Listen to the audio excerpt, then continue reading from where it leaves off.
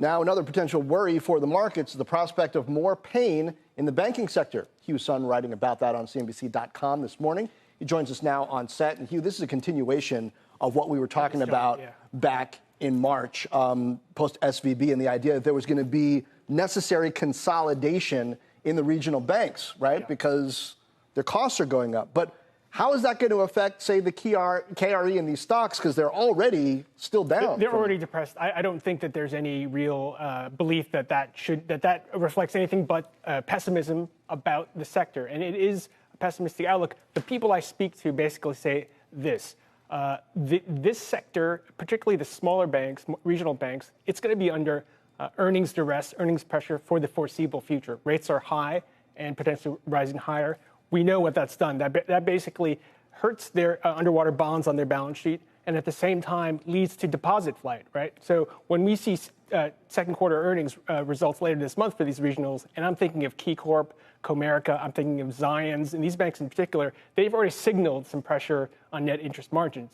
We're going to see basically 3 months instead of just 1 month in the 1Q of results of basically funding pressure and results under duress. And what does that do over time? Whether it takes a quarter or two, there is the concern out there that some of these banks are going to start doing things like cutting their dividends. We all know that banks are very loath to cut dividends. They want to do that at the very last resort because it shows basically a company under duress. They don't want to do that, but they might have to. How much, my question, how much has the Fed helped some of these banks clean up their books over the past several months? Because that was the talk, is that, okay, now they're going out after SVB and helping out. Is this commercial real estate potential, bomb, really, in a lot of these banks still a threat to go off, or might it have been diffused?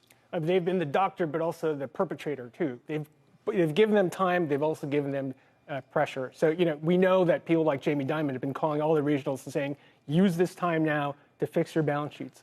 But what can they do? Can they sell loan assets? PacWest has done that, to a lot of the real estate assets. That's taken some of the pressure off. The stock has improved a little bit. For the most part, for them to sell a bunch of loans, they're going to have to absorb losses and hits.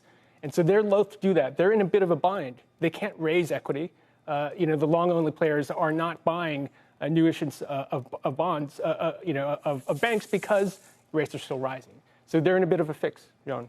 And so basically people expect not necessarily this quarter or all in a flurry, but over the next couple of years, dramatic consolidation in the regional banking sector. Yeah. And, if you zoom out, it's been the story of banks anyway that they've been consolidating. Not long ago, there was 13,000 banks in this country. Wow. Now there's 4,600.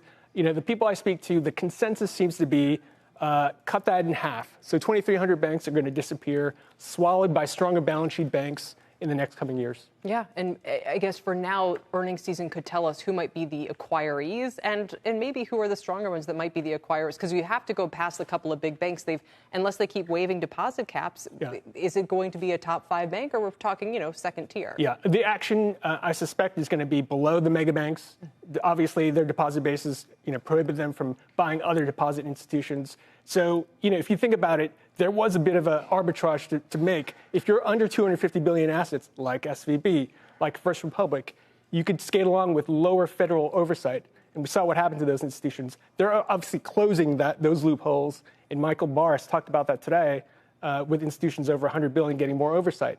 So, there is incentive now suddenly for banks that are 100 billion, 150, 200 billion to scale up, to buy each other, and to get larger that way. There's now no longer any incentive to be small, if we want, at least in that size, if we want to put it that way. Hugh, thanks very much. We appreciate it. Hugh Sun.